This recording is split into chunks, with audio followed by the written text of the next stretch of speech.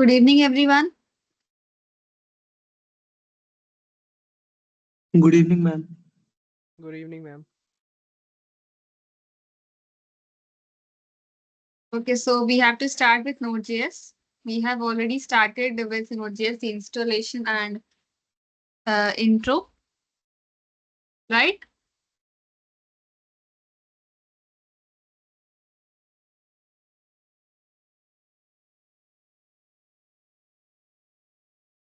Anybody wants to ask something regarding the introduction, like what from the previous class? If you have any doubts, tell whatever we have done. I have given you the introduction of Node.js, a little bit about Express.js, how you can create routes for your website. You can create multiple pages. So that is what we have done.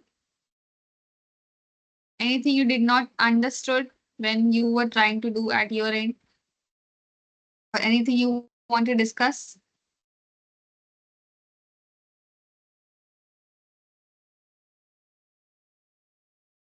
Okay.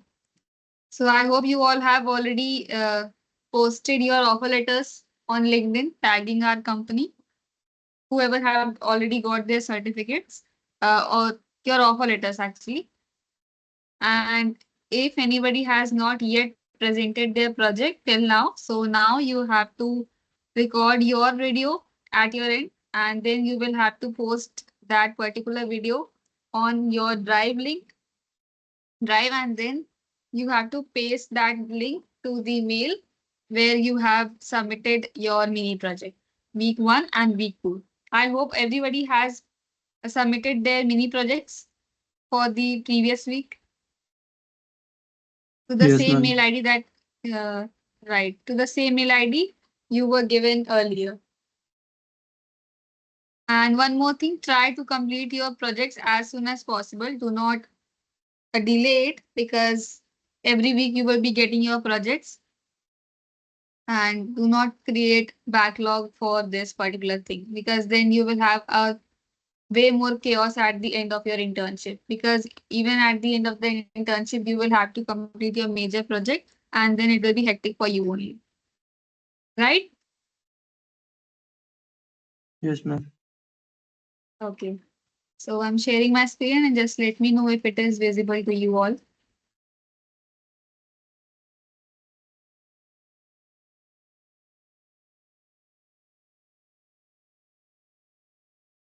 Is my browser visible? Yes, Yes, ma'am. ma'am. Okay, so we have already covered what is Node.js. It is a simple, free open source JavaScript runtime that allows us to write JavaScript language from our backend also. That is, now we will use our JavaScript language to create servers. Uh, Till now we were using JavaScript for our front end, and now it is enabling us to write for our server as well. Why we are using Node.js? Because that will help with our real-time applications, APIs and microservices, data streaming applications, command line tools, and server-side web applications. So these are the different applications, different uses of Node.js. Okay, so this is asynchronous programming. Any idea about what is asynchronous programming? You must have heard this in the JavaScript.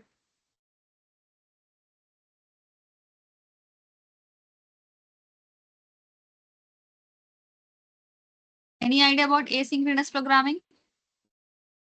Synchronous and asynchronous. Yes, ma'am. Synchronous and asynchronous programming language that if something is loading, so in the asynchronous, if something is loading, so he will not wait that image to be uploaded. The rest of the work it will be done. But in synchronous programming, he will wait for the image loading, then he process the next line of the code. Yes, that's correct. Anyone else who wants to say the answer? Tell the answer.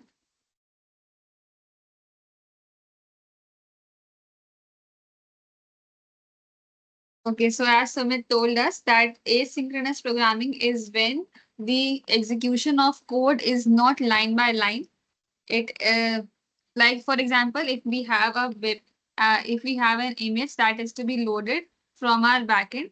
So all other, and it is taking some time. So the browser won't wait for that particular website to be loaded, and other functionalities will be performing as they are being redirected. And once the project image loading will be done, it will automatically be shown in our browser.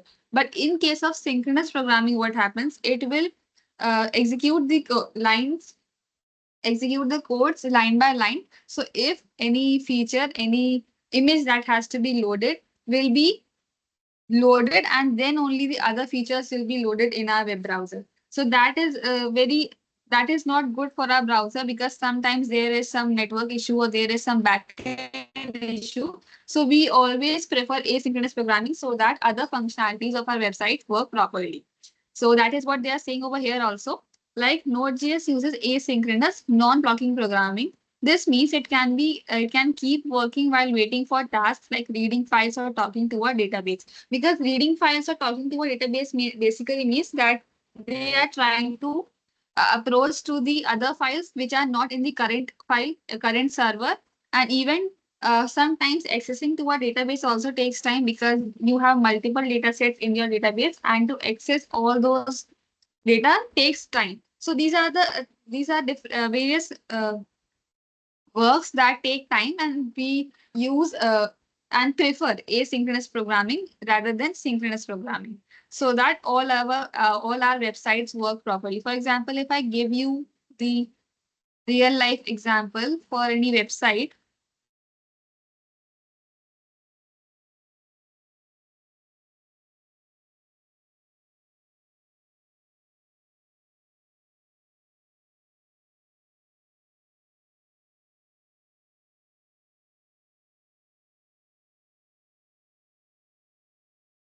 Okay, so as you can see over here,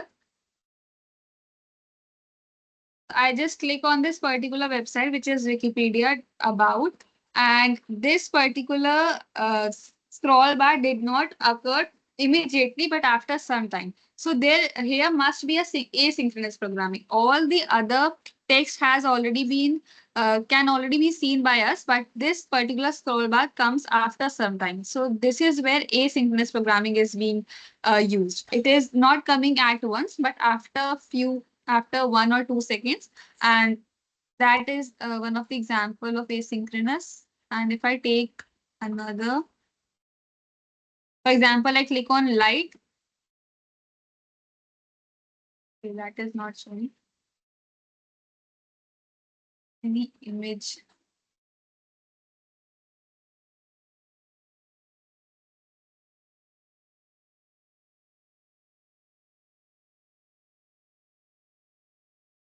If I click on this particular, see, this particular image is getting loaded, right? And when I click on this wildlife website, all other text are being shown over here, but this particular image and this scroll bar takes a little time.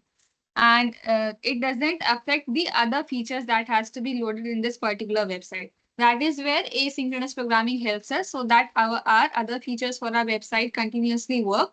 And whatever features, for example, reading files or loading database takes time, that can also occur, and that does not hinder our uh, user experience for our website. With asynchronous code, Node.js can handle many things at once, making it fast and efficient. So multiple things can be done at once. Whatever features, whatever tasks are taking time, they can be completed when uh, like later on also.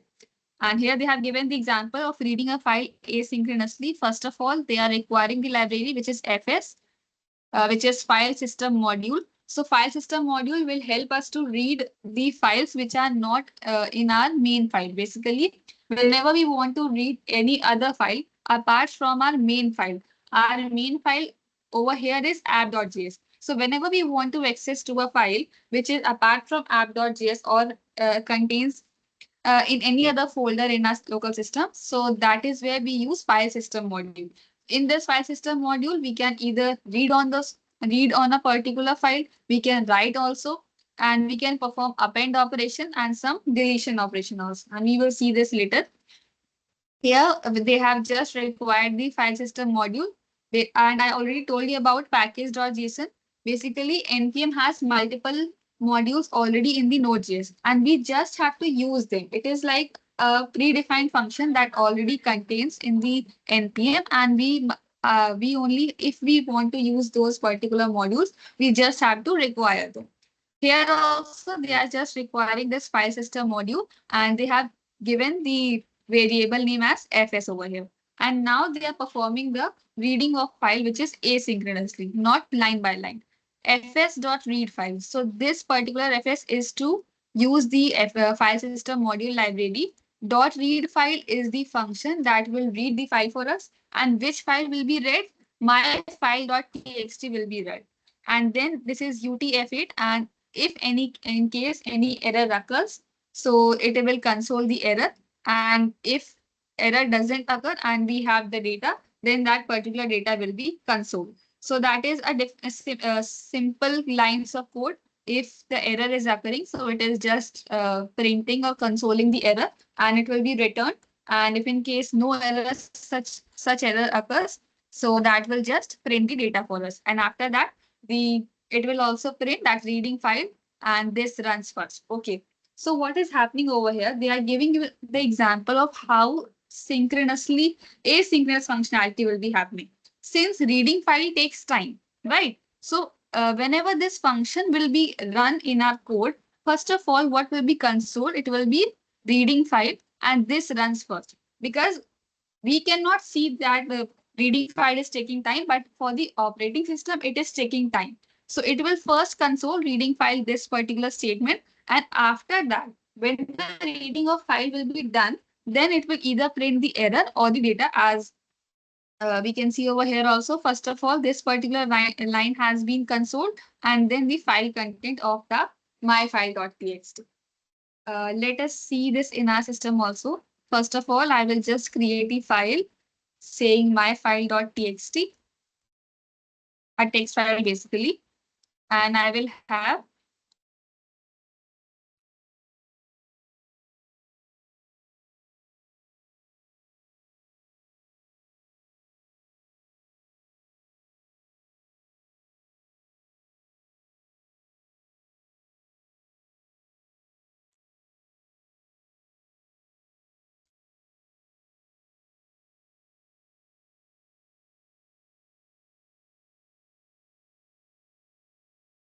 so I have just created a myfile.txt and some random data. Now in my app.js file, I will try to run this particular code, which is reading another file, myfile.txt.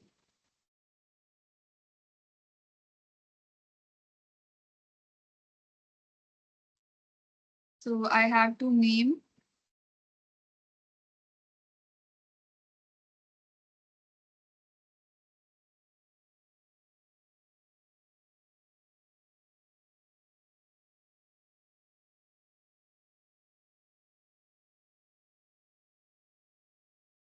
I have to name my file as the name I have given to my file, which is my file, and the file is basically I have tried to use the camel case over here, and it will just run the file for me.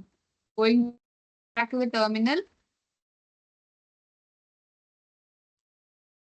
node app.js.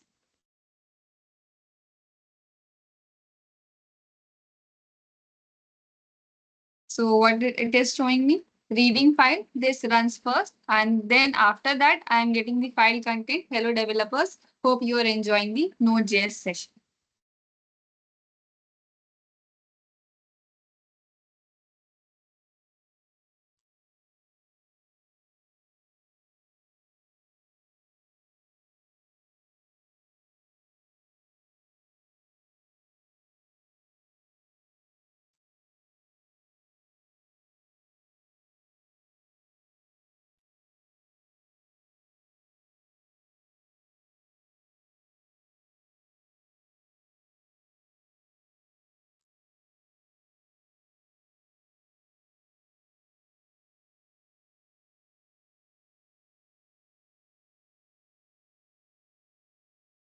Okay, so did you all understood till here? And about the dark mode, I will see this, how that is possible. I haven't tried it yet at my end. The dark mode. Any idea about how we can switch to dark mode? Because I think I haven't used this till now uh, for their website.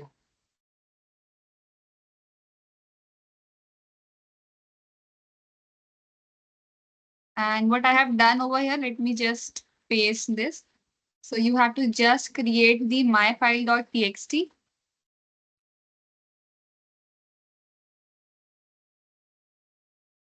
Inside myfile.txt.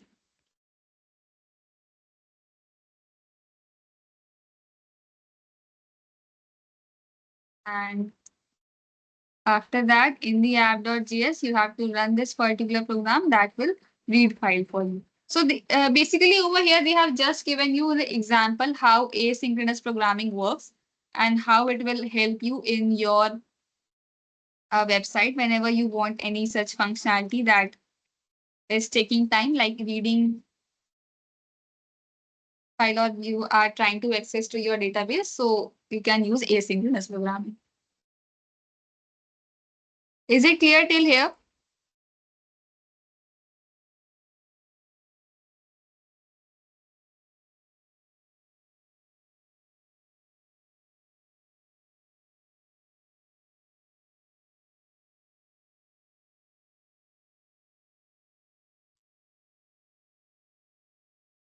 Okay, I will see how to use dark mode. Apart from that, is it clear till here? So are you all getting the output as I am getting?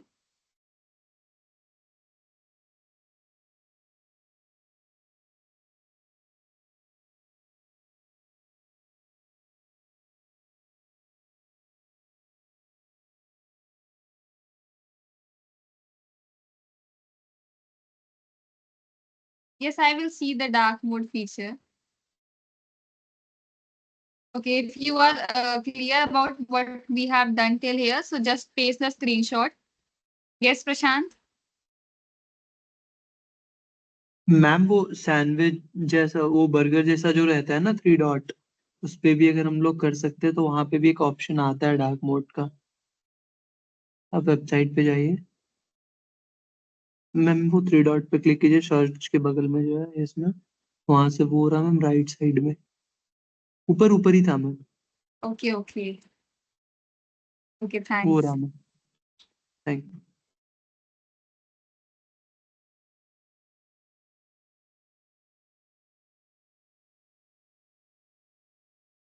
Yes, okay, good. Okay, others also please paste your screenshot so that I can see if you are getting.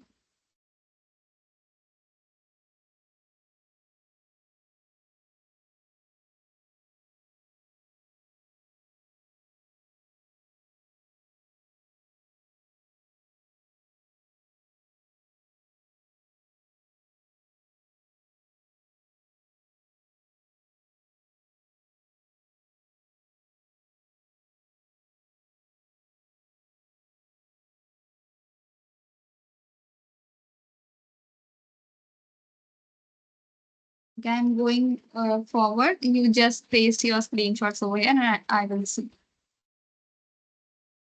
Okay, so we have done the asynchronous programming. In this example, we load the built-in FS module, which is file system module, and then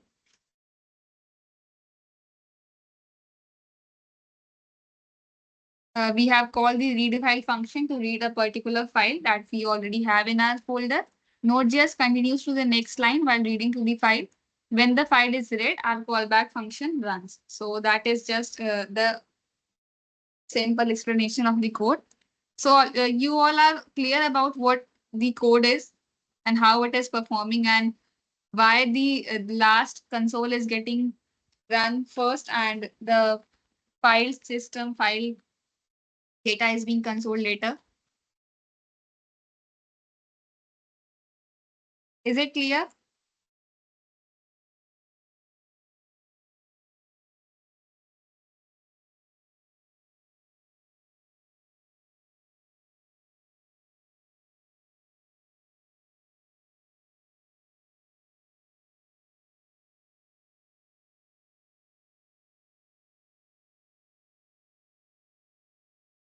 Is it clear till here? I'm not getting any response.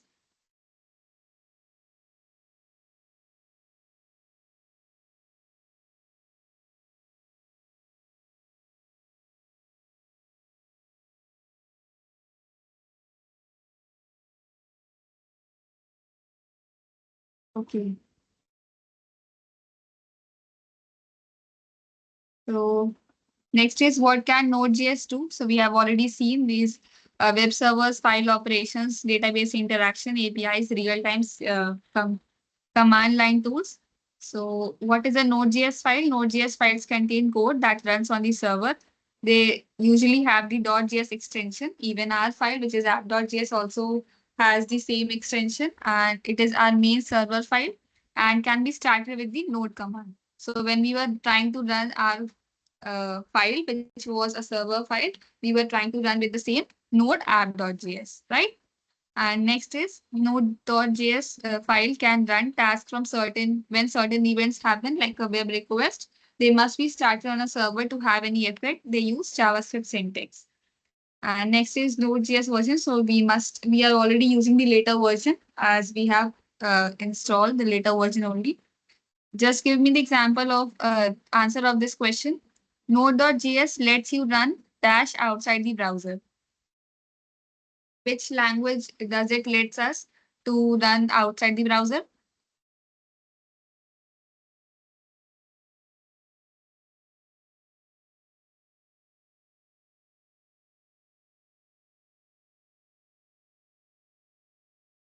Yes, that's correct. We use JavaScript language to run outside the browser using Node.js.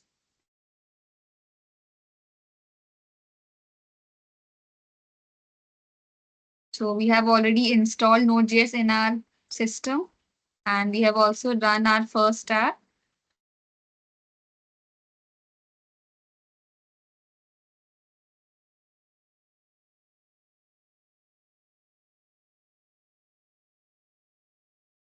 So let's move on to Node async. So we have seen what is asynchronous programming in Node.js. Asynchronous operations let your program do other work while waiting for tasks like file IO, file input output, or network request to complete. This non-blocking approach enables Node.js to handle thousands of concurrent connections efficiently. We have already seen this that it lets us to perform multiple operations, and in case any of the operation is taking few more time, a little more time than others, so it will just will be performed later, and other functionalities won't be affected. So here they are just giving the difference between synchronous versus asynchronous programming. First is synchronous, which is blocks execution until complete, and asynchronous is non-blocking execution. So basically, this particular line means that whenever we are using synchronous programming, all the codes of lines are running line by line, and won't wait for any other features to run, and it will take more time. But in case of asynchronous programming, it waits for the other features. Basically, it doesn't wait for the other features, and other functionalities are working fine. It is simple to understand. Why is it simple to understand? Because it is performing line by line. The execution is line by line, and we do not have to see which a particular operation is being performed first and which is performing later. But in asynchronous programming, it is giving us the better performance, as we have seen already. Can cause delays because it will wait for all the uh, lines of code to execute, even if it is taking time, even if it is a database is being accessed, or the file is being read. It will first um, perform the first operation and then the later operations. But asynchronous programming, even if they do not cause delays, but they are more complex to handle. In case of synchronous programming, they use functions like read file sync. So it is just another method which will also read file for us, but it will perform in synchronous manner. But in case of asynchronous manner, we have callbacks, promises, or async await keywords. So they have just given the example how synchronous file is being read. What it will print, first of all, starting sync read. First, this console will be printed. Next, they are trying to read the file. So it will wait for the file to be read. And next, this particular content, like whatever the content is being read, will be printed over here by this second console. And by the third console, it will just print done reading file. Let's see this. So that is what we are getting also. We can just perform in our local system as well. So pasting it. And if I now see this node app.js. So first of all, starting sync rate, file contents is being consoled, and then done reading file. So all the lines of the code are being executed one by one. And no jumping is being performed over here, like in case of asynchronous programming. But now in case we are trying to read the file asynchronously, so first of all, starting async read will be printed. Then the third console will be printed, which is done starting read operation. And after that, the data will be consumed. Let's see that one also.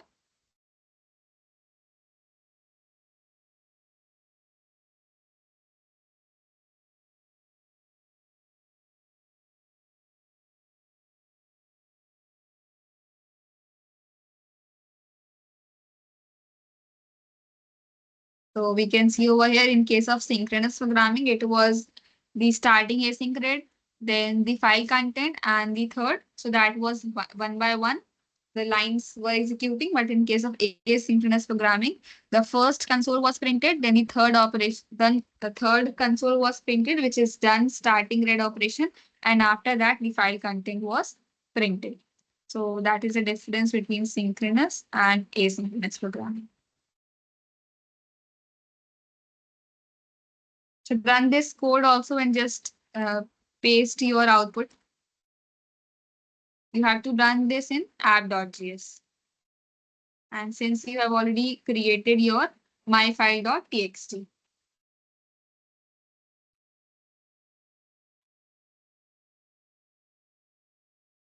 So they have given the order, which is 132 for asynchronous. So they are just giving the different methods how we can avoid callback hell. What is callback hell? Whenever we use nested callbacks, it just creates complexity in our code. That is why we do not use callback. And we use directly promises. So you can see over here only that same lines of code, same functionalities are being performed by the same by both the codes, but uh, the particular code which is using promises is more readable and easy to understand. Like, first of all, we are trying to access to the user ID, and then it will check for the users and check for the uh, whichever orders that has been placed by that particular user. And then after that, it is trying to check for the orders. And after that, it will be console all done. So it is giving us more readable format. Even the complexity is being reduced. Whenever you will try to debug your own code, it will be easy while using with if you are using your promises section. So even the better approach is using async await, async function, and then process user. So it is another method for the asynchronous programming only, but all the other methods are just being enhanced. And first of all, the callback was used. So the better version we have was the promises, and even better version is with async await. So these are the modern async patterns. Like, first of all, we just over here, they are just trying to include the file system module, and then the same code is being run. And the similar code that is being over here, that is being using the promises, now is using async await. So we will see how it is being performing better. Like in case of async function, see, whenever we have multiple various functionalities in our website. So we use async await. We just have to make our function asynchronous by this particular keyword, which is async, and then the browser, then the server will get to know that we are trying to integrate asynchronous programming in our code, and we just have to write await. Whichever functionalities you think that it will take more time than the later operations, other operations, you just have to write await keyword before that particular function, and it will, and then the asynchronous programming will be integrated to your code. And if this particular code, this particular line or operation is taking more time, it will be performed later on, but other operations will be performing as usual. So that is why, that is how async and await helps us. If we try to run the same code that is reading two files over here, file 1.txt and file 2.txt.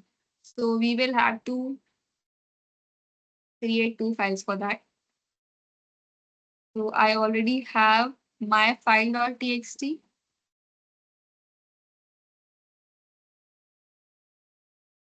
And let's create another file, my file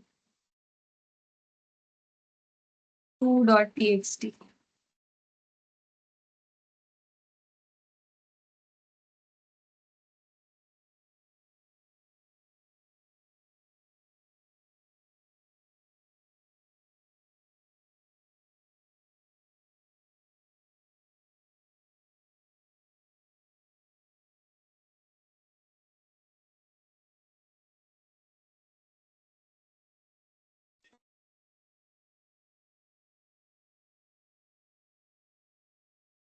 My file 2.txt.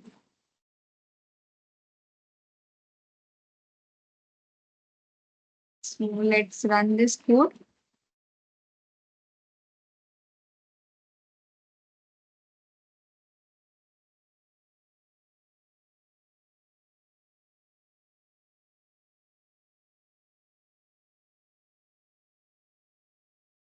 It's not consoling anything.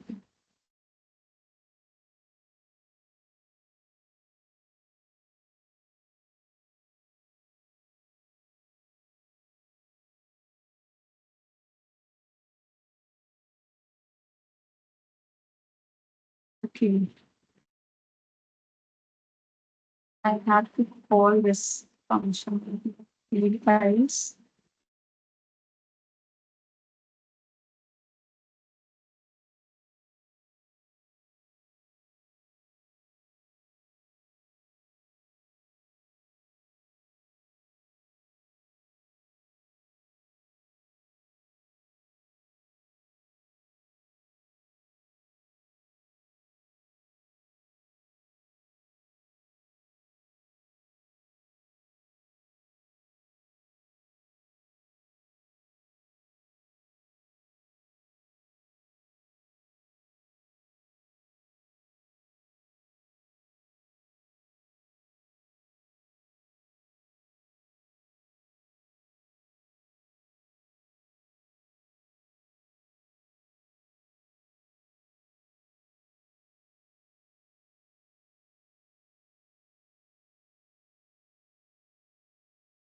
This is not defined.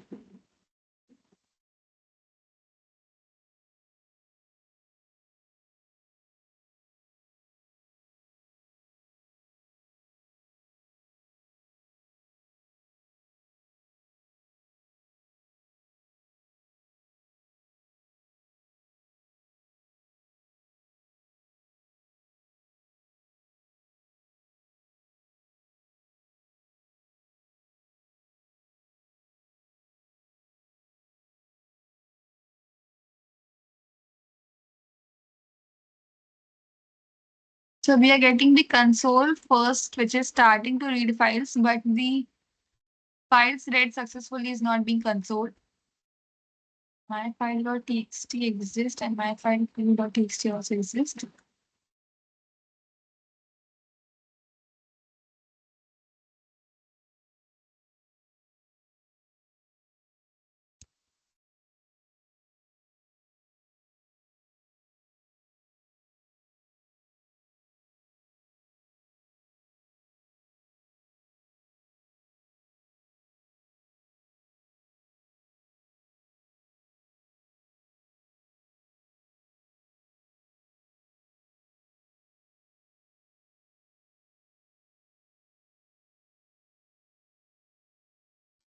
Okay, I will see this why this is not running.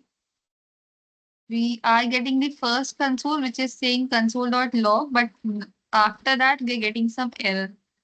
CB argument must be of type function.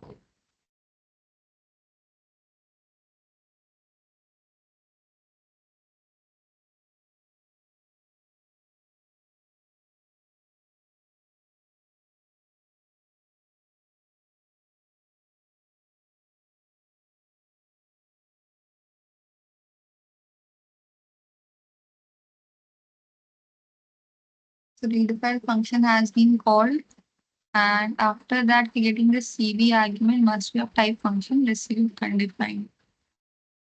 So if I provide the code over here,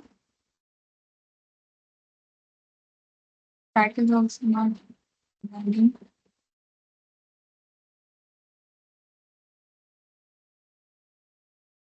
So I will see this code why this one is not running, and then I will let you know about this 528.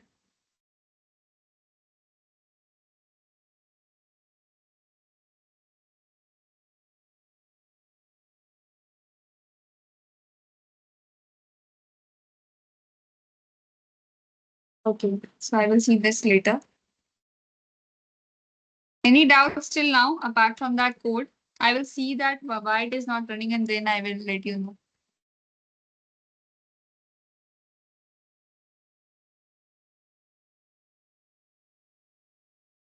So if we remove the await,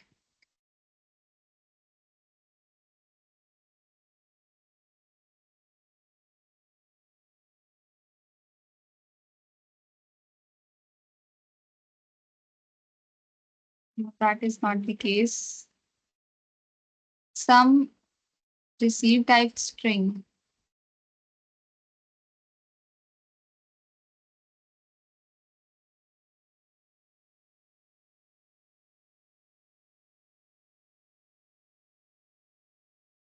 So we have to provide the string format over here instead of UTF-8, I guess.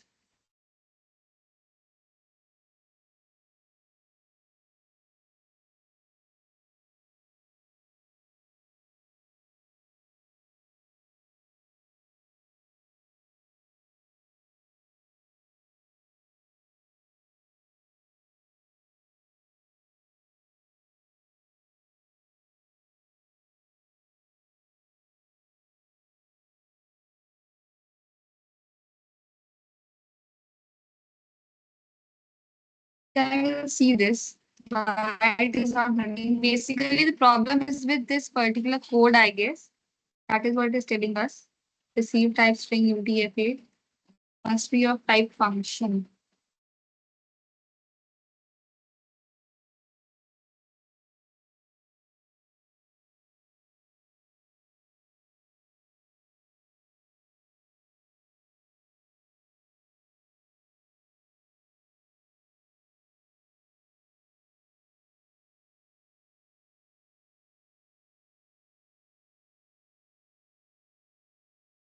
That won't make any changes because even Node.js, Node app.js works the same, but we use node1 app.js whenever we have to create, like we are creating or making changes multiple times.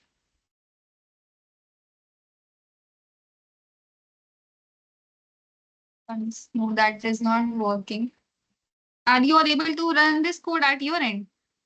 Like Advait and Abhishek?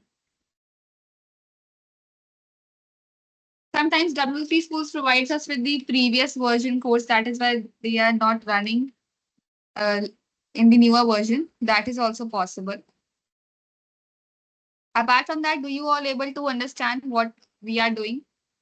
How asynchronous programming is being worked? Basically, it is telling us that we should use async and await instead of promises and the callbacks. First method was the callback that was creating callback help for us.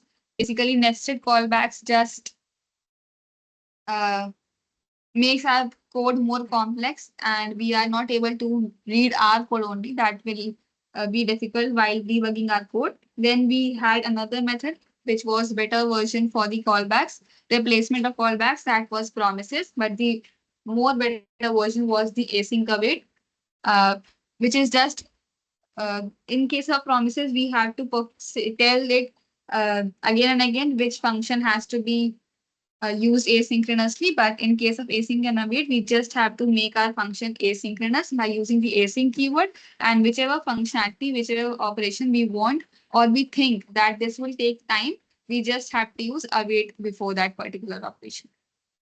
That's it. Is it clear till here?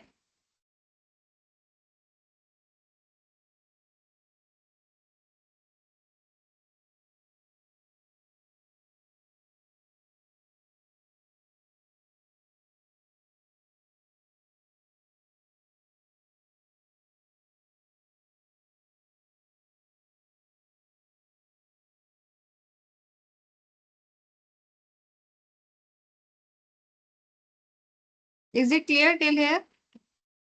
Anything you did not understood?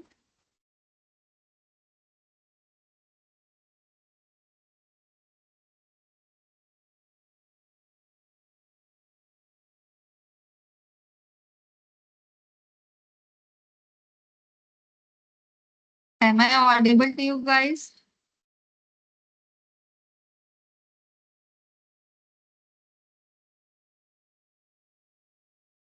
Okay.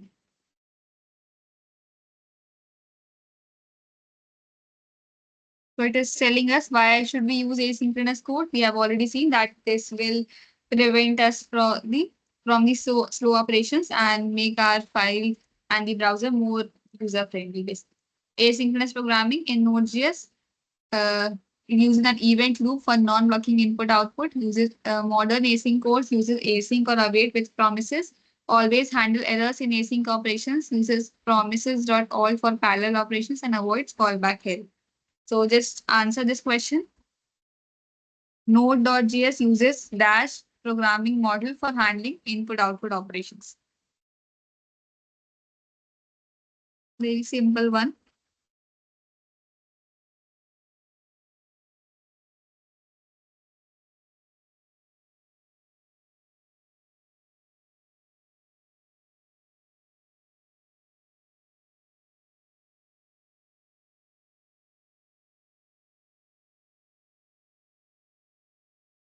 Yes, that's correct. Its answer is asynchronous.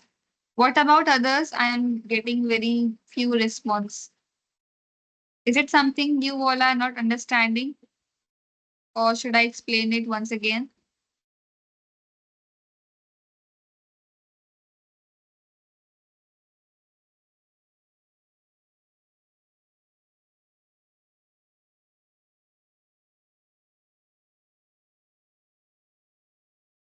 The answer is asynchronous. That's correct. Submit answer, and that is correct. Next is node promises. So promises in Node.js provides a cleaner way to handle asynchronous operations. And I already told you that it will make our code more readable, and that will help you in whenever you will debug your own code later on. And compared to other traditional callbacks, promises represent the completion or failure of an asynchronous operation and its result. So there are three states in while using the promises. First one is pending, which is the initial state operation has not yet completed. Fulfilled means the operation has been completed successfully, and the rejected state it is saying that operation has been failed and no operation the operation has not been completed. Once a promise is settled, either fulfilled or rejected state cannot change. So it is giving us the benefits of using promises that it makes our code more readable. Key advantages. What are the advantages? Flatter code structure. It avoids callback hell. Better error handling with single dot catch functions. So we just have to write dot catch and the error will be handled. Like in case of callbacks, we have to write multiple times to access or to handle the errors. It is just a single line. Easier to compose and chain operations and built-in support for parallel operations. Creating and using promises. Promises can be created using the promise constructor, which accepts an executor function with two parameters, resolve and reject. So it is just telling you how you can create promises. If you are using promises, you have to just create two parameters, which is resolve and reject. So what these parameters will do for us, like in this particular code, if we see, we have created a promise, which is my promise, and we have used the oops concept, which is the constructor method. By performing the promise, using the promise constructor, we are creating the promise, and it is taking two parameters, which is resolve and reject over here. And then we are trying to set timeout. So what is happening over here? This particular operation, which is generating a random number which will be greater than 0.5, that will be saved to success variable. And if success is true, basically all the values which are apart from 0, it will console or resolve basically operation completed successfully. But in case of the error. That is, the condition is not satisfied. The success value is 0. It will just reject, and the console will be operation failed by using another constructor, which is error over here. And this particular operation will take 1000 time, which is 1 second time, and this will be a delay for the browser. All the functionalities will be working at the same time, but this particular functionality will cause delay, and that is why we are using the promise over here. Since we have already created the my promise, that is a promise which is my promise, now we have to use the same by using this my promise dot then and dot catch over here. So dot then will be handled. So basically, whenever this my promise will be called, what will happen? It will console the result like success, and if in case the any error occurs, it will just console error, and the error message will be console. Let's see what that will print for us in the W3. So operation completed successfully. What is happening? The random number must would have not been equal to 0. That is why it is telling us that operation has been completed successfully. Let's try running this over here.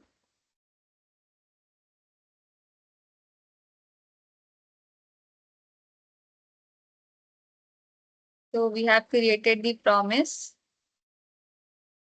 Now running this over here. Node app.js.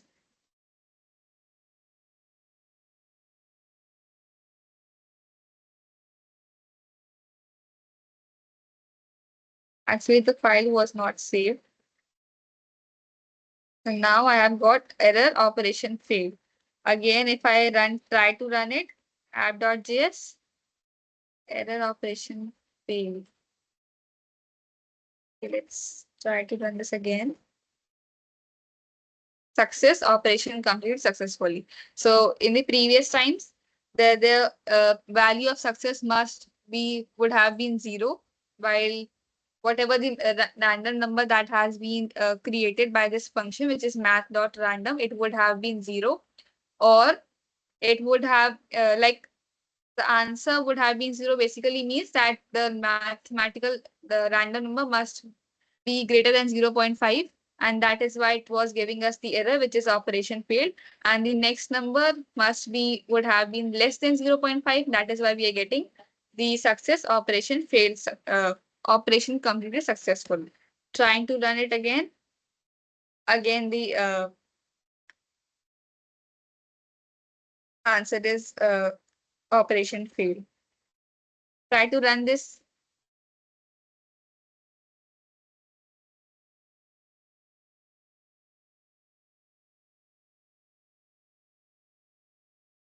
Okay, Ishad, what did you not understood?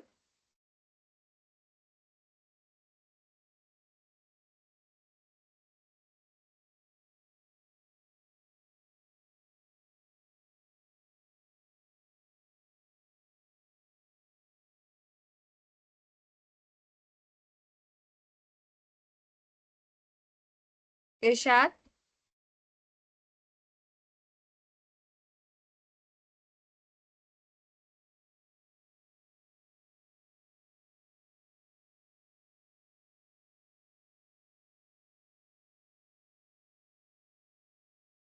Am I audible, Ishad?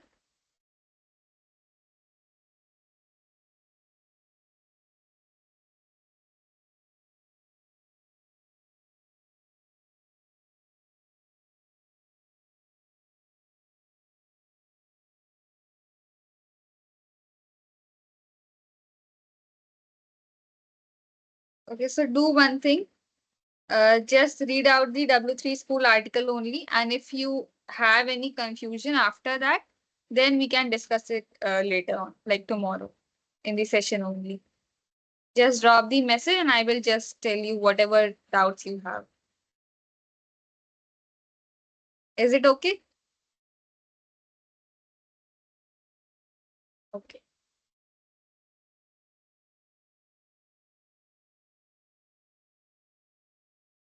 Is it clear what we have done with this particular code?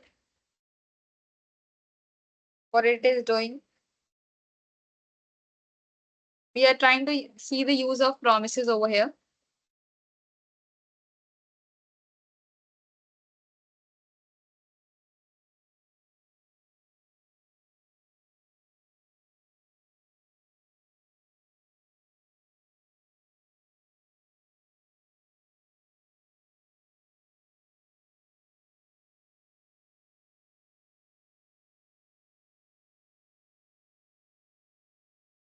Is it clear?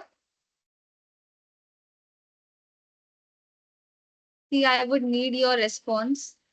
Okay, okay.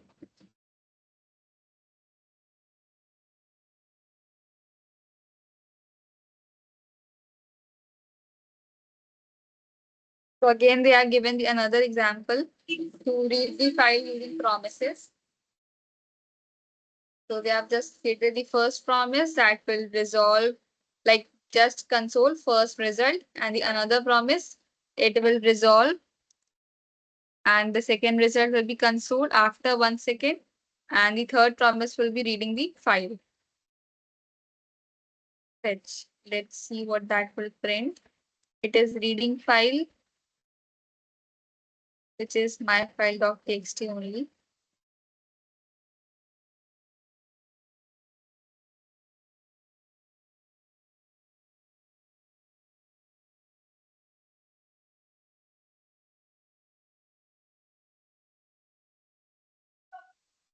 So the first result is sold out results. The first line that has been consoled is first result. That is obvious because uh, then the second one is second result, which is performing after 1 second, and then the hello developer. So it is just reading the file. You can see whenever I'm trying to read this file, it is taking time to run, and then the output is being consoled. So this delay is what the browser takes and is being caused by the asynchronous programming. And when you are performing this type of thing in your browser, it will just affect the user friendliness of your website. And that is why we use asynchronous to enhance the user experience on our website.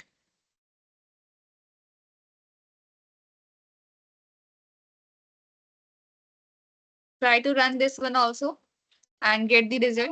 I am not getting any screenshots from your side. Why is that so?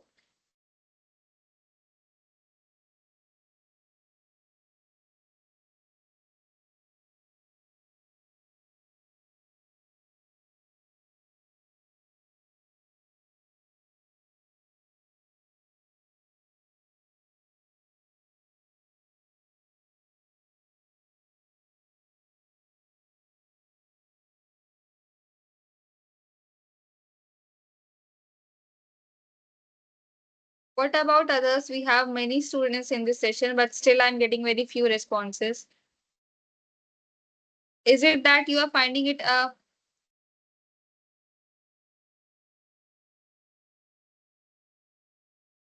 okay?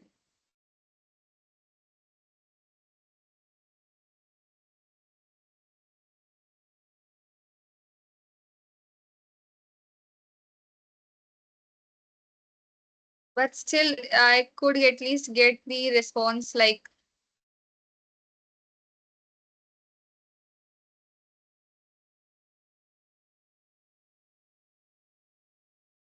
so you can ask what is the confusion you are having.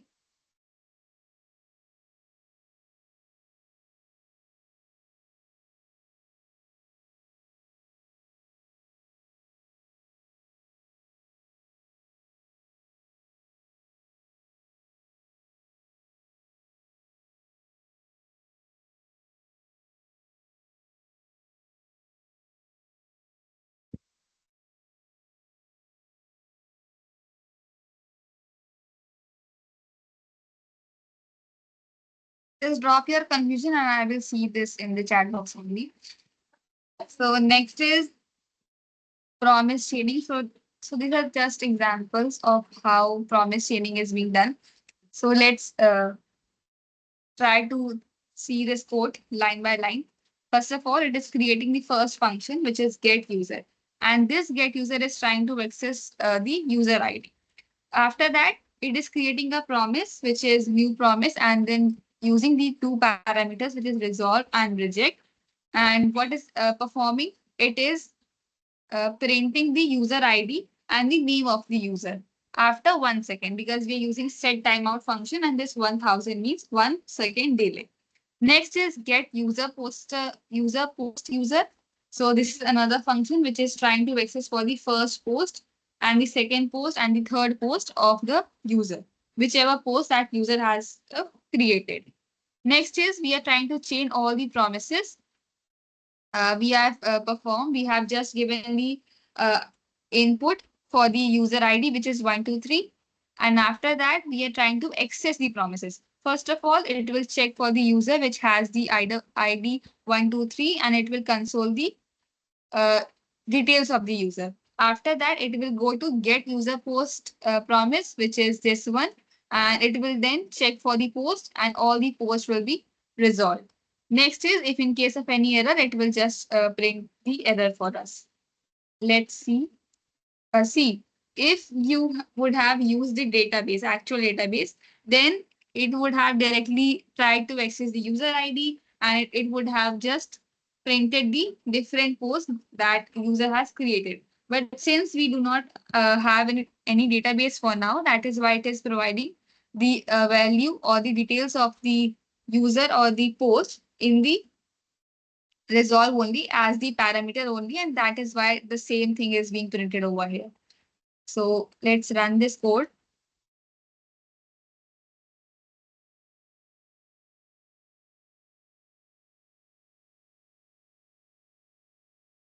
Paste, and let's see what that will print for us.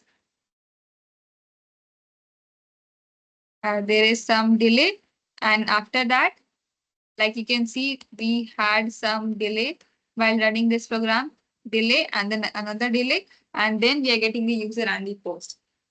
How we are getting this particular thing? We have provided already the user ID, which is 123, and we have also given the details also inside the resolve. With why we are giving the details? Because right now we are not having any database which has some kind of data for the user and the different posts that user has created. That is why we are just providing the inline parameter, uh, and even here also, we are just providing the array of the different posts that the user has created. And that is why the same thing is being consoled over here. How it is happening? As I told you, first of all, we had two functions. First function is get user. So that will just print the details of the user by checking for the user ID, which is 123 that we have passed. We can also provide any other user ID. But second function is get user post. So whichever user, which is having the user ID 123, as we have passed the parameter same. So that will just print the posts that are being created by that particular user, which has the ID 123. And how it is being done? First of all, we are trying to access the promises. First, the parameter is being given as 123. If in case we change the ID, that then same thing will be printed, but when you will try to access to your database, then you will see how things are going differently. But for now, just understand how the execution is being done, how the block of code is being run using asynchronous. So we have just given the parameter, which is 123. After that, we are trying to access the get user post. So whichever post that this particular user has created will be consoled. First of all, the user ID will be consoled. After that, another promise, which is get user post, will be accessed. And then that will just basically resolve or console the different posts that that particular user has created earlier. If in case any error occurs, so that will just print you the error. So that is how the execution is being done. Just let me know if you have understood how the execution is being done and what is, if any line you did not understood, just ask me.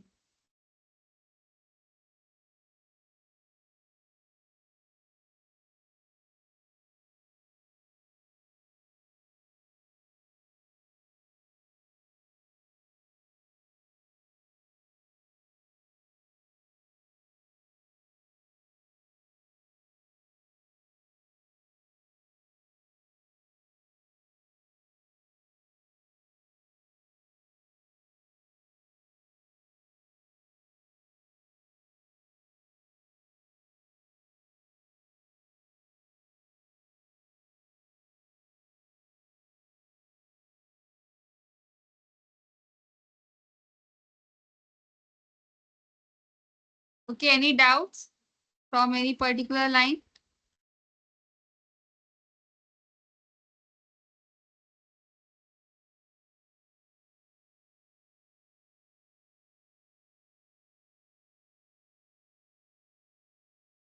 At least just respond me so that I can see if it is clear to you or not.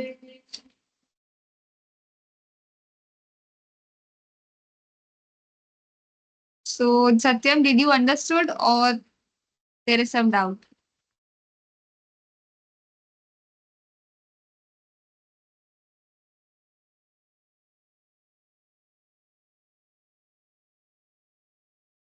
Okay, so you are getting the output.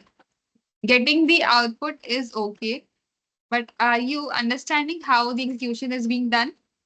Because when you will be making your projects, then you will be using such kind of lines, such kind of functionalities, and then you must understand what you are writing. Even if you have tried to use any AI tool or YouTube, but copying the code won't help you, but understanding the code will help you. Because even if you have any problem in writing the code from scratch, you forget the syntax of the code, syntax of the any promise or the callback, but still you should know how the execution is being done.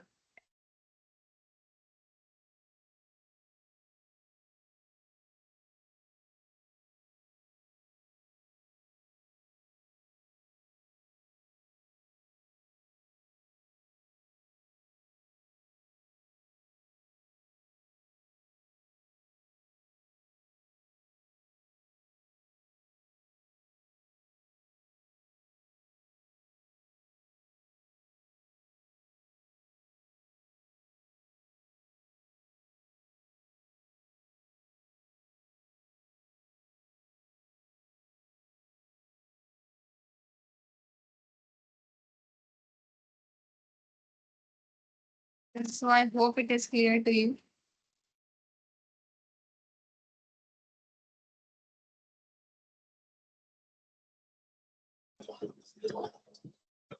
Hello. Yes. Ma'am, could you tell me the differences between a sync await and promises? Basically, they are performing the same functionality, but it is just the way of writing the code. In case of promises, we are using dot then and dot catch, right? But in case of async and await, we are using async await keywords. Also, in case of promises, if you want any functionality to be done, like over here, we have two functionality that is to be done. And for that, we are using multiple times dot then, right? But in case of await, you can just create one single function and you have to just use async keyword and whichever functionality inside that function, you just have to specify one single keyword, which is await, and then automatically your code will be performing the asynchronous programming.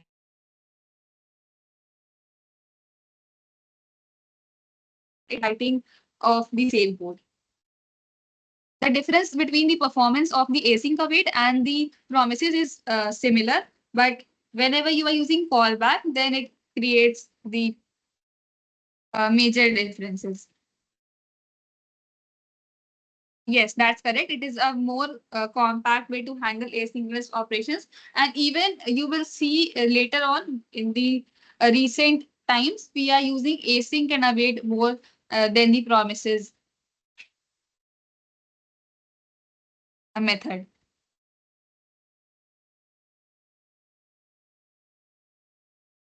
Like if I give you the example,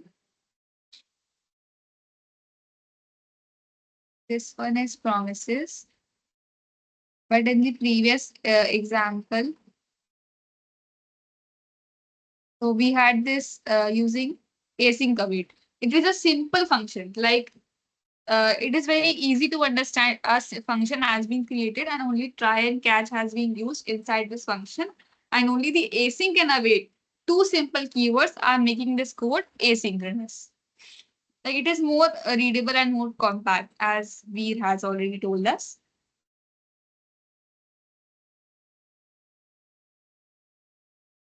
Is it okay, Akriti? Yes, ma'am. Okay.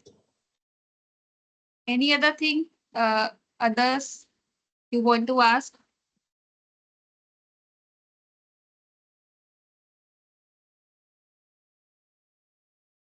Yes, I'm moving forward.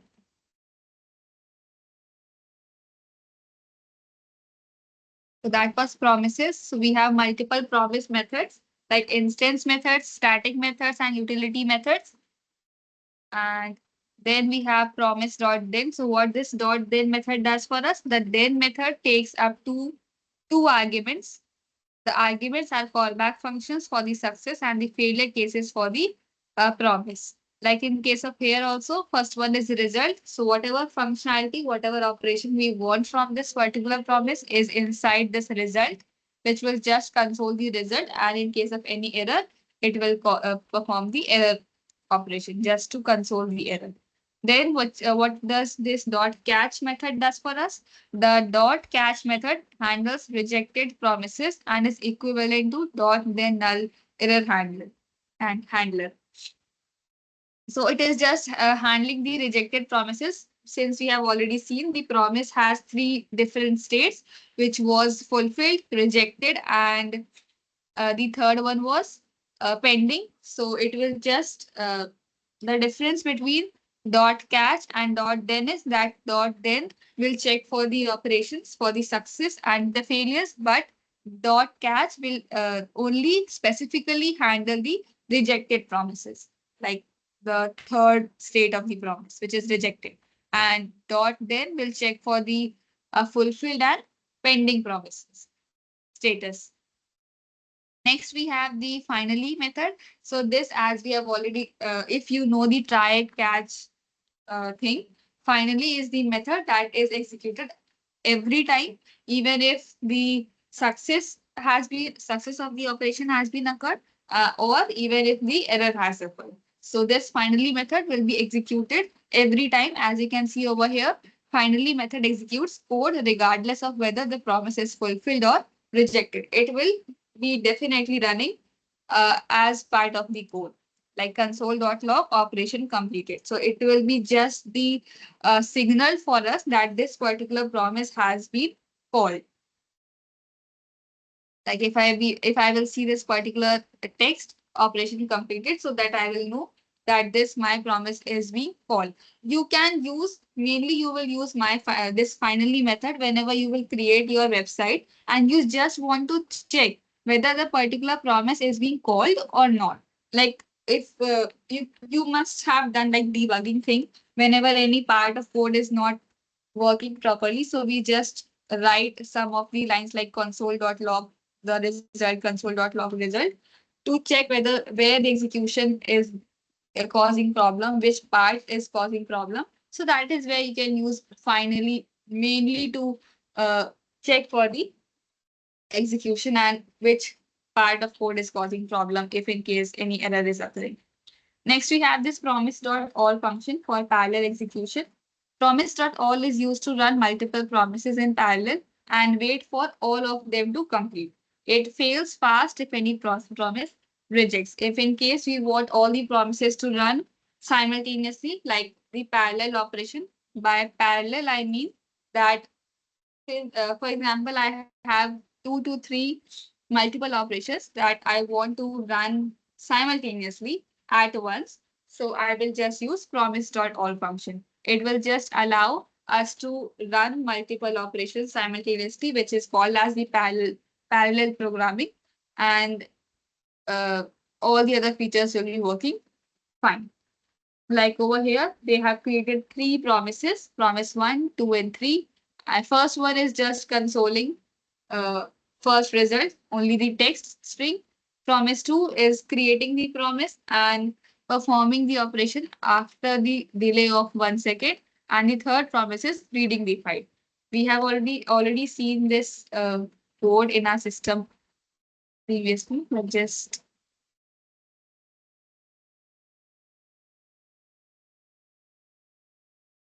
To check again, it will just cause the three result which is inside the array. Then there is some data.txt is not existing in our file. Is my file.txt.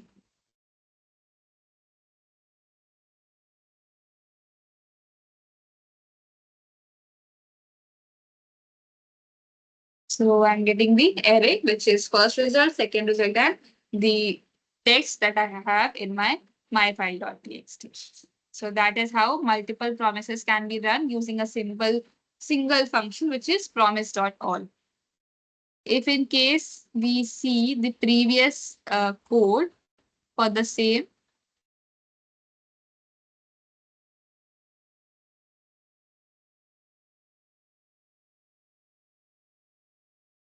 it was also using promise.all.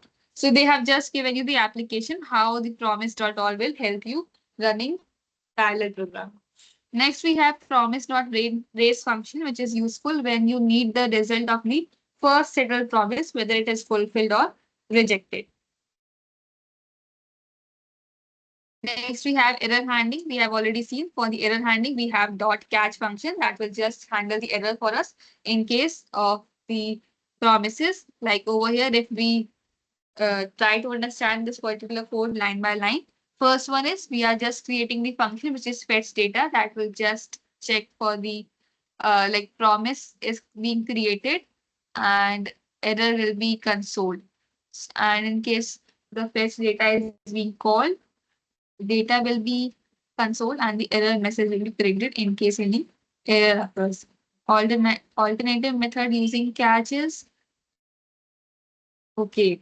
So as we have seen in the previous thing, this dot then, that dot then function was having two things, two parameters over here.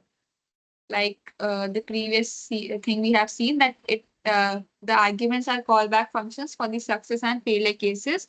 Like it takes two arguments, but instead we can also perform with the another method which is using dot catch. We just have to write the operation that has to be done inside dot then. And in case of dot catch, we will just write the error message for that. What we are performing over here. Like over here, error handled in then network error handled catch, network error. So they are explicitly causing the error.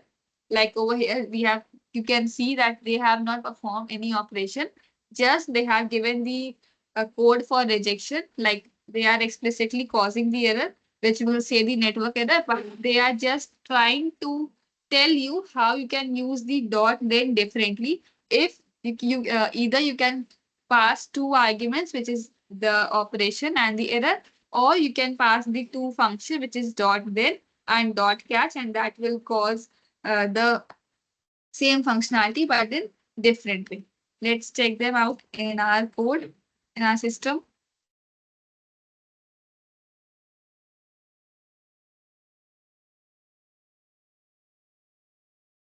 So it is the two different methods. Let's see what that will print over here. Error handle in then, like the first one is the error that is being handled in then, and this next one is the error that is being handled in the dot catch function.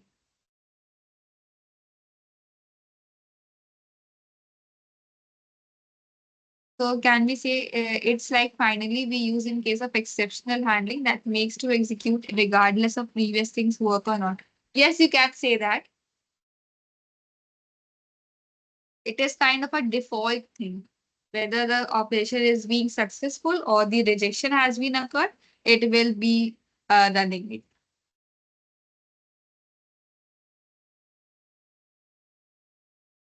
Like in case of C programming, if you are using the switch function and you have not explicitly written the break keyword, so the default function will run after every condition check.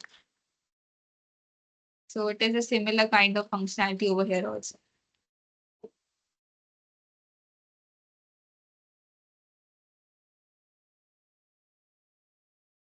Try to run this code and just let me know if anything you did not understood.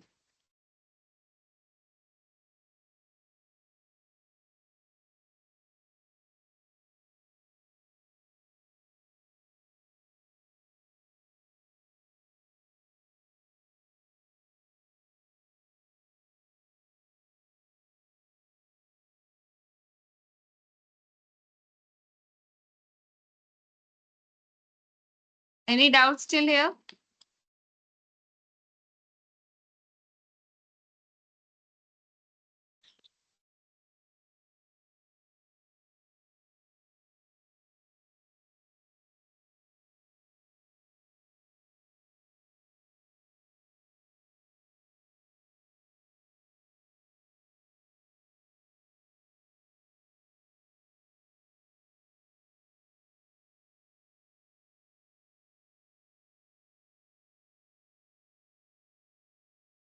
Okay, so I'm moving forward. If you have any doubts, just write in the chat box.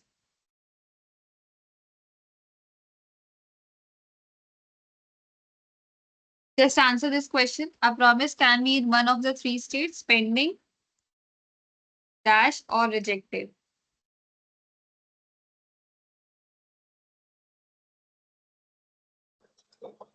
Resolved. Yes. Answer is First, resolved.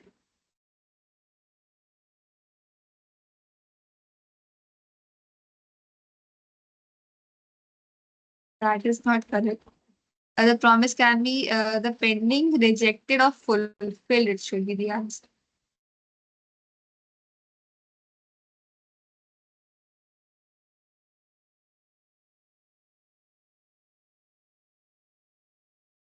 Yeah. Successful. No, the answer will be fulfilled, like you can see over here. Yes. We had three states in the start of the article. We have three states, which is pending, fulfilled, and rejected. First one is the pending, which is initial state, like the operation has not yet completed. It is being completed, or any uh, error has occurred. So that is just stop. The next state is fulfilled, that operation has been successfully completed. And the third state is rejected, that after the whole operation, the operation couldn't perform, and that has been set to rejected state. So we have three states: fulfilled, rejected, and pending. Is it clear? The one who has told resolved, and to others also. No, Archana, it won't be successful. It is fulfilled.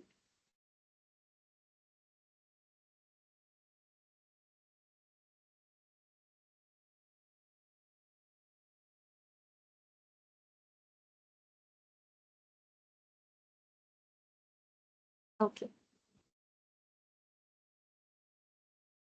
Next is node async await.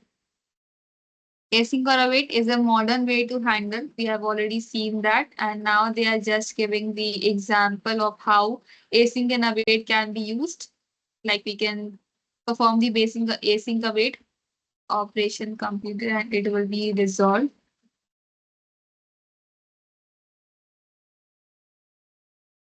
We have already seen this. Try to read this article at your end. I'm just pasting the URL. We have already done the async and even the error handling article. Next, we have the node modules. As I told you that we have multiple modules that Node.js provides us. So let's see. What is a module in Node.js? Modules are the building blocks of Node.js applications, allowing you to organize code into logical, reusable components. So they help in organizing code into manageable files, encapsulating functionality, preventing global namespace pollution, improving code maintainability and reusability. Basically, like I already told you that we have already predefined functions, which are modules over here. And now we will be using those modules so that we do not have to write any functionality, any feature from the scratch. Node.js provides two particular module systems, CommonJS and ES modules. So these two systems mainly define how we are using the modules. Let's see how if it is given over here. So in case of CommonJS, we are using like over here. Since I want to use the file system module, so I'm writing const fs and require keyword is being used. If in case I try to use the ES module, then I write import fs. Like the keyword is being changed. Instead of const, I use import function. We will see this in the later module in W3 school articles only. Let's see four built-in modules. So few main modules are being listed over here. Node.js provides several built-in modules that are compiled into the binary, but here are some of the most commonly used ones. We have already seen the use of file system operations. We have HTTP, which basically create the HTTP server and client. We have also performed this, used this HTTP module in the first class. We have also path module, operating system module, events module, utils, stream, crypto, URL, query string. So these are the different modules that we can use. Like in case of C programming, we have stdio.h, ponyo.h, we have graphics.h, and similar kind of thing is in the Node.js module. These are the header files, and inside these header files, we will have built-in functions over there. To use any built-in modules, we just have to use the require function in case we are using the common JS module. But in case of ES modules, we use import keyword. So they have just given you the example. First of all, you have to just require the library, require the module that you will be using, which is HTTP over here, and that will create the server over here at the port 8080. We have already seen this. Next, we have creating and exporting modules, how we can use that. In Node.js, any file with a .js extension is a module. You can export functionality from a module in several ways. First one is exporting multiple items. So they have just took an example how multiple functions can be exported. Initially, they have just created the first function, which is get current date, which will be using the date function, and that will be converted to string. And the second function is format currency, that is converting the currency from the whatever amount is being provided, it will convert the currency to US currency. And then first method is exporting multiple items. So just using the exports keyword, this get current date function can be used. And the second method is using the module.exports inside the array. Okay, let's see.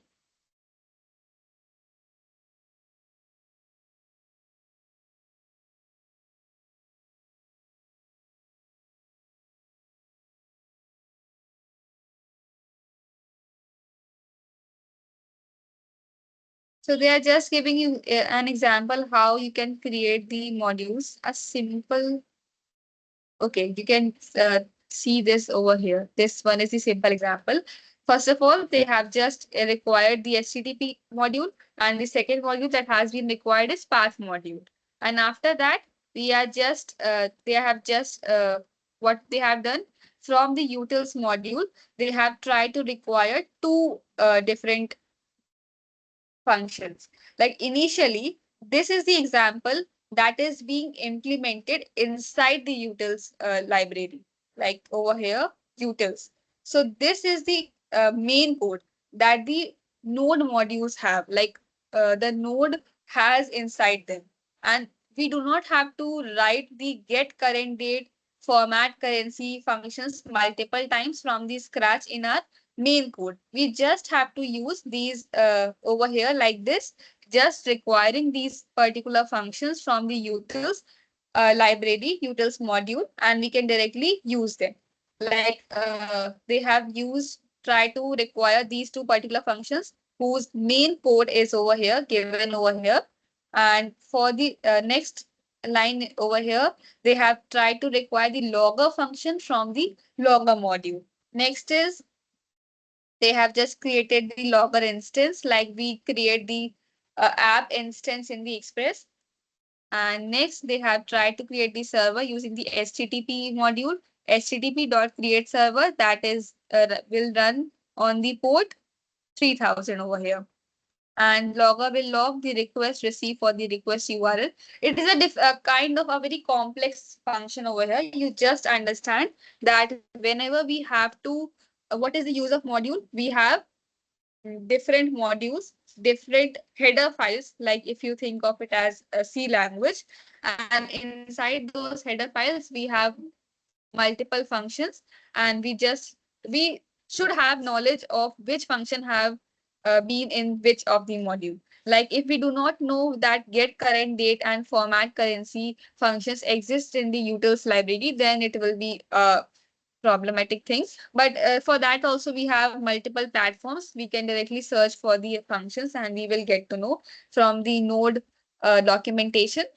That is not a main thing, but you should know how to use those uh, different functions from the library. So they have just given you an example how you can use different functions, different libraries from the modules.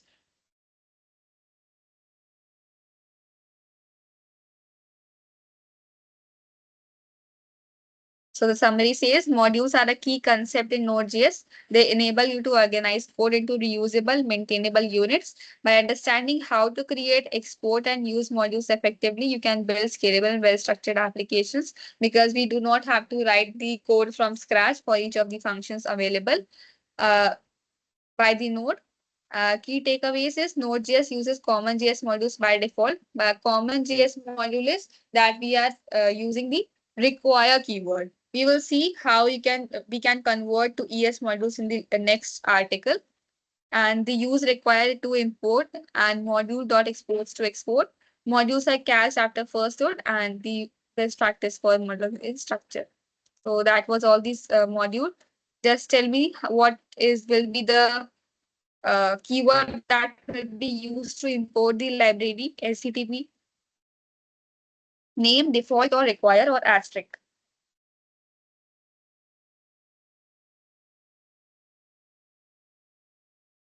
Used throughout the applications. Yes, like functions only. Require, that's correct.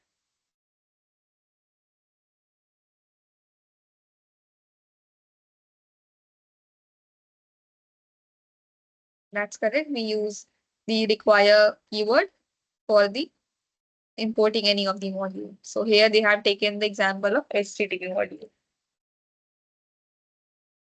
Next is ES modules. If in case I want to use the newer version, which is ES modules, what we will have to use, we will see in this one how we can use that.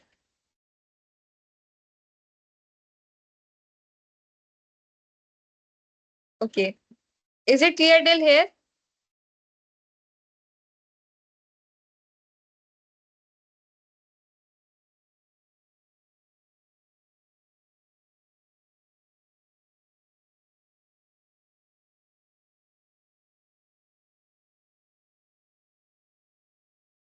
Okay, so anybody can tell me what we have covered till here from the start of the session?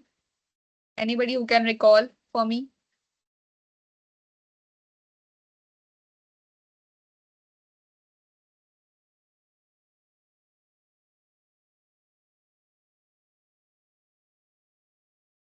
Anybody?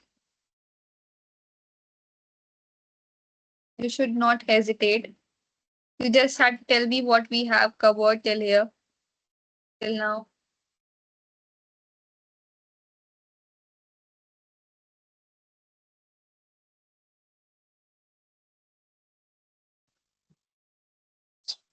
Ma'am, firstly we covered the asynchronous and synchronous programming. Then you tell us about the async await function, and then promises, and then the modules. Yes. So is it clear to you? Yes, ma'am. And about others, is it clear to you all?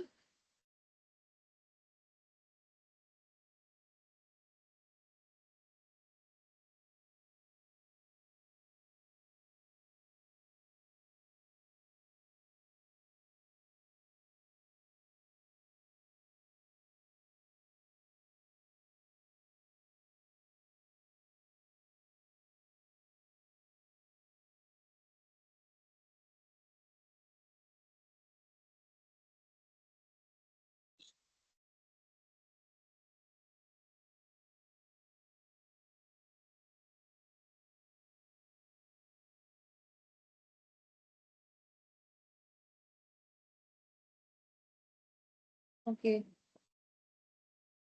Usable. What is the difference between package and the module in the node? Okay. So, if I give you an example, like package might contain multiple modules inside them, but a module is a single entity. It is like module is a data and package is a database. So data is a single entity and database will contain multiple data. So package might contain multiple modules.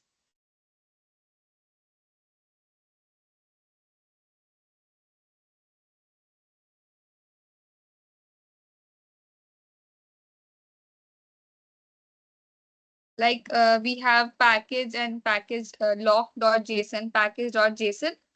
So those are the files that will have all the modules listed inside them, whereas the module are the different modules that are listed inside node modules.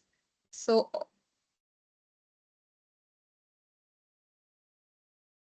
okay. Any other doubts? If you have, we can ask. Uh, and but for so if any doubts are there, great. Other than that, we can wrap up this call for today and we will meet tomorrow.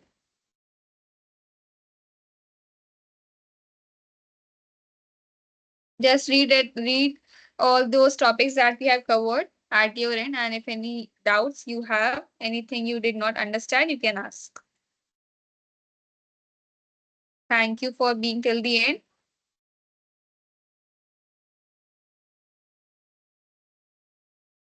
And now you all are allowed to leave the session. Thank you.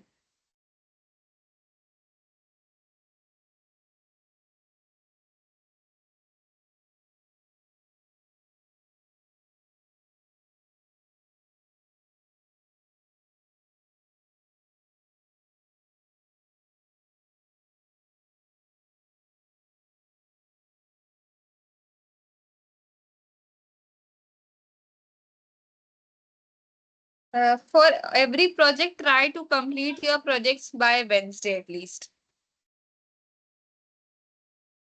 Because you do get Saturday and Sunday for your projects completion. And by Wednesday, try to complete it and mail your projects.